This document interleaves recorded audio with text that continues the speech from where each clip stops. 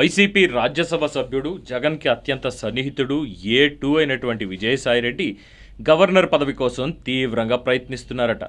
ఢిల్లీలో చాలా పెద్ద ఎత్తున లాబీయింగ్ కూడా చేస్తున్నారని సమాచారం. తనకున్న పరిచయాలతో ఢిల్లీ పెద్దలను కలిసి తనకు గవర్నర్గా పంపించాలి అని కోరుతున్నారు. విజయసాయిరెడ్డి ఇటీవల ఒంటరిగా వెళ్లి కేంద్ర హోంమంత్రి అమిత్ షాను కలవడం వెనుక ఇదే కారణమని అంటున్నారు. అమిత్ షాను మాత్రమే కాకుండా బీజేపీ పెద్దలను కూడా కలిసి తన మనసులో ఉన్న మాటను చెబుతున్నట్లుగా పెద్ద ఎత్తున ప్రచారం జరుగుతోంది.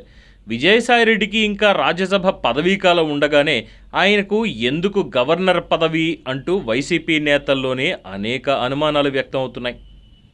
విజయసాయిరెడ్డి వైసీపీ అధినేత జగన్కి అత్యంత సన్నిహితుడిగా పేరుంది.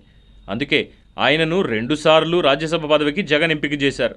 దీంతో పాటు మొన్నటి ఎన్నికల్లో జగన్ సాయిరెడ్డికి నెల్లూరు పార్లమెంటు టికెట్ను కూడా కేటాయించారు.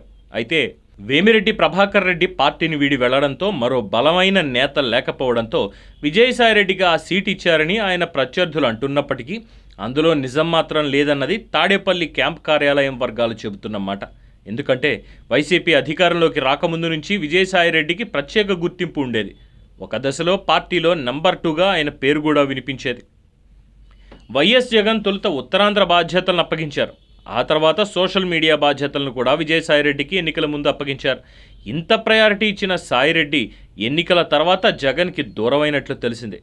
సాయిరెడ్డి జగన్ను కూడా కలవడం లేదు. అసలు విజయవాడ వచ్చేందుకు కూడా ఆయన ఇష్టపడడం లేదట. ఢిల్లీ, హైదరాబాద్లోనే ఎక్కువ సమయం గడుపుతున్నారని, పార్టీ అధినేత వైఎస్ జగన్కి కూడా టచ్లోకి వచ్చేందుకు ఇష్టపడడం లేదని విశ్వసనీయ వర్గాల ద్వారా సమాచారం. విజయసాయిరెడ్డి పార్టీ అధినేతకి దూరం అవడానికి కారణాలు మాత్రం తెలియరావడం లేదు.